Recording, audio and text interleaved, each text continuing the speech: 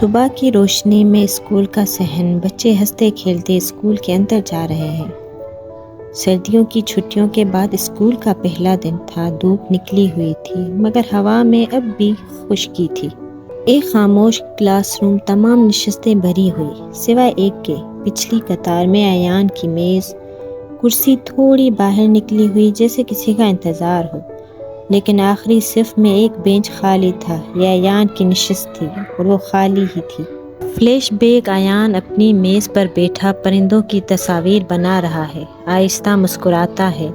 اس کی میز کے کونے پر پرندوں کی چھوٹی ڈرائنگ لگی ہوئی ہے۔ اسے پرندے پسند تھے، روز ایک پرندہ بناتا، جیسے آزادی کا ایک چھوٹا پرچم جو وہ اپنے پاس رکھتا ہو۔ واپس ہال میں آئے تو ایان کی میز اب بھی خالی ہے۔ پوری کلاس اس کی طرف خاموشی سے دیکھ رہی ہے۔ پھر وہ آنا بند ہو گیا اور بینچ نے مسکرانا چھوڑ دیا۔ استاد کمرے میں داخل ہوتی ہے، ہاتھ میں ایک سفید لفافہ۔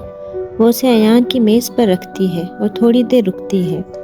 بچے پرندوں کی تصاویر بنانا شروع کرتے ہیں، چڑیا، عقاب۔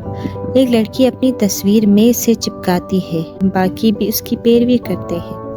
ایک آخری پرواز سب کے ساتھ۔ ایان کی میز پر درجنوں رنگ برنگے پرندوں کی تصاویریں لگی ہوئی ہیں، کھڑکی سے آتی ہوا سے ہل رہی ہیں۔